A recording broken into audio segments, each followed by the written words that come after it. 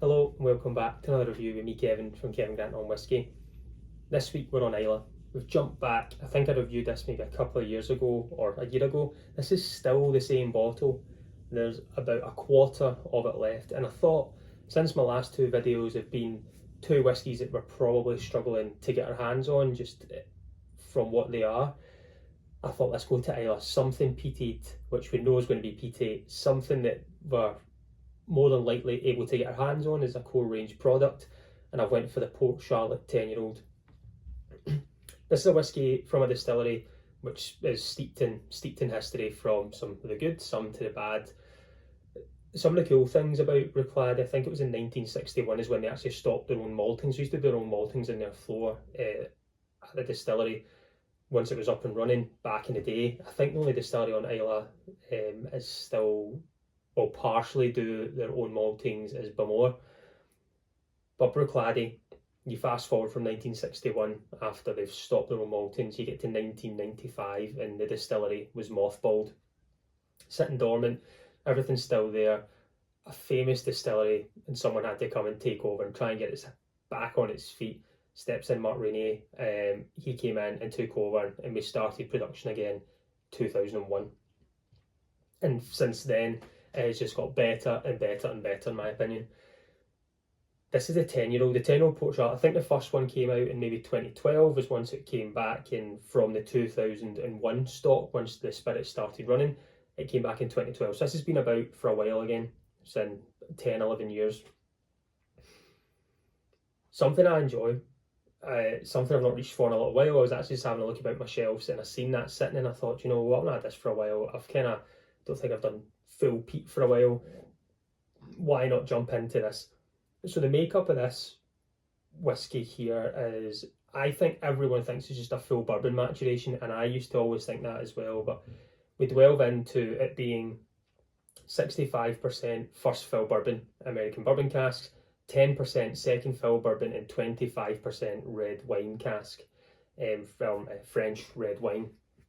And I think that's slightly giving it that little bit of a tinge to it. Usually at a full bourbon maturation you can have a different colour, and there's a slightly darker, different note to it, and for its age I wouldn't see it being that way. The good thing with Bruichladdich, Port Charlotte, Octomore, the full range that they do, always non-chill filtered, natural colour, 50% ABV or above, unless it's natural cask strength. So I think some of the Black Hearts, for instance, are below that in the 40s, just because of the natural cask strength of them.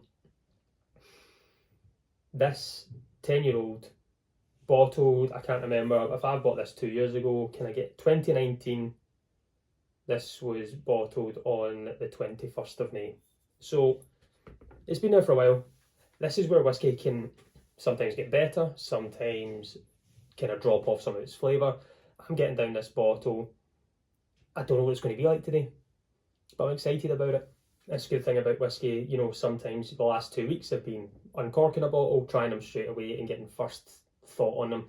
This week we're getting lower on bottles. We've had them for a few years. It's been bottled 4 years ago, really. You know, it's still there. What is it going to do? Is it still going to give me that little bit of buzz? Is it going to give me the excitement that I used to get from it? I wouldn't expect yes. So I've had it sitting in the glass whilst I was preparing, walked in the room, and I can already smell it, and that's from the ppm. The phenol parts per million, or peat per million, is what the ppm is there for. It's 40 ppm, which is kind of average on Islay. It's comparing that to everything else. The other really good thing I love about Port Charlotte, Bruichladdich and so forth is it's produced, it's made on Islay, and it also ages on Islay. This is traditional Islay single malt whiskey, 10 years old. Enough chat about it. Let's get this on the nose, let's get this on the palate, and let's see how this has changed in comparison to when I reviewed this a couple of years ago. You still get that soft peat, you still get that little salty breeze, the sea breeze we always get.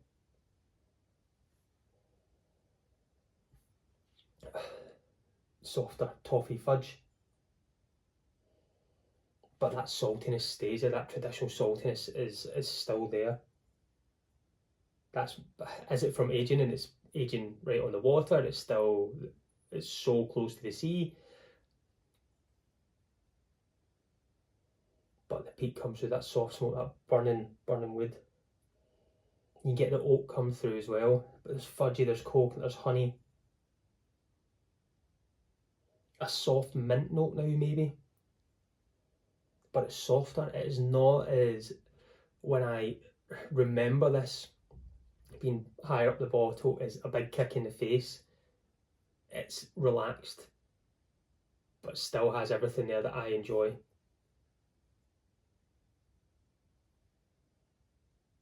There's a soft leathery note as well, maybe.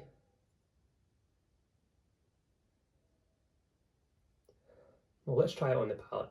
Slán everyone.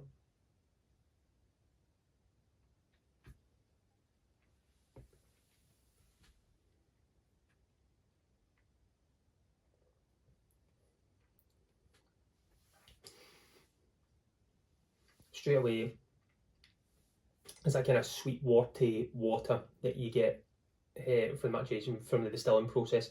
There's that kind of kicks through. Sweet sugary water, saltiness as well, like a bit of Himalayan salt in there that's been cracked on top.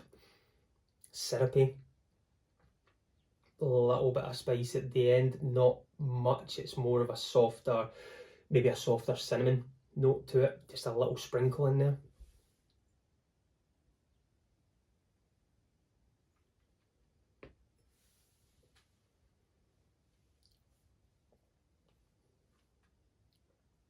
Cut grass, fresh. That little bit of burnt wood still in there as well. It's so oily. Got a wee bit of water I'll plop in. This is a dram I don't think needs water, even at 50% ABV. I think the way it's brought to us, it doesn't need to be added, but that's just my palate. I think it's a great dram. It hangs around. You know you've had a sip of this. It noses very well for being far down the bottle, for being in the bottle for so long as well. The only little thing is I've got some cork in there, so I potentially see my cork is maybe giving in. Yeah, so the cork's starting to crumble, but that's fine. That's just the way I open. You'll always see me before videos always do this and that, because if it's not been open for a while, it just gets a little bit of the liquid on the cork, easier to come off, and stops it from snapping inside sometimes. And then you've got the hassle of trying to get it out and get your whiskey back out and everything. But I think this still noses really well. I think on the palate it still goes really well. This has got, I wouldn't say better, but it sustained that really good profile of what Port Charlotte 10-year-old is. Got the peat there, you've got the saltiness from the coast, you've got the sweet notes from that kind of the sweet water, sweet sugary water, soft bits of oak in there, toffee fudge, cinnamon.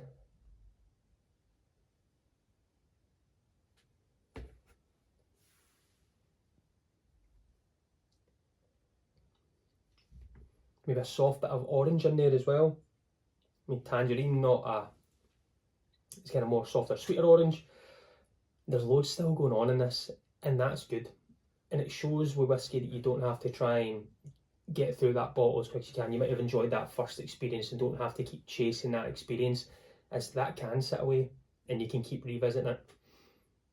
With this, if we talk price point, we're about £50–55, which I think for this 10-year-old expression isn't overpriced or underpriced. I think if you get it for £50, go for it. This is one, when this is finished, will definitely get replaced. It's something I do enjoy. It's an easy one to reach for. I just think over the winter I reach for more peaty whiskies. Now when I get into the summertime, getting closer to that, I kind of reach back from it. I am going to Islay on the 23rd of March, I think it is. I'm there for 4 days. So I'll be going to visit these guys. I've got every distillery I'll be visiting on the island whilst I'm there. So I'm really looking forward to that, to see what I come back with. Hopefully not a lot, hopefully not in debt, but I know I'm going to have a great time, some great experiences whilst I'm there. And this weekend, tomorrow, I will be at the Whisky Festival in Stirling, at the Stirling Highland Hotel. So if you're there, come and see me. These guys are going to be here, which I'm excited about, so I wonder what they'll bring with them. But I'll be over there with my glass, hoping to try some of the stuff that they've got anyway. Maybe try a 10-year-old that's been bottled as of this year. if there's anything out there yet, I'll be able to try that as well. But I'm going to go and sit back and finish this. Enjoy my last of the drams. I know there's not much left, so I need to start looking out to get a new one. But maybe this weekend I might repurchase it, who knows, or when I'm on Isla I might purchase something a little bit different. But we'll just need to wait and see. I'm going to go and sit back and enjoy. But as always, I've been Kevin from Kevin Grant on Whisky. Join me next week. Let's talk whisky. Slash.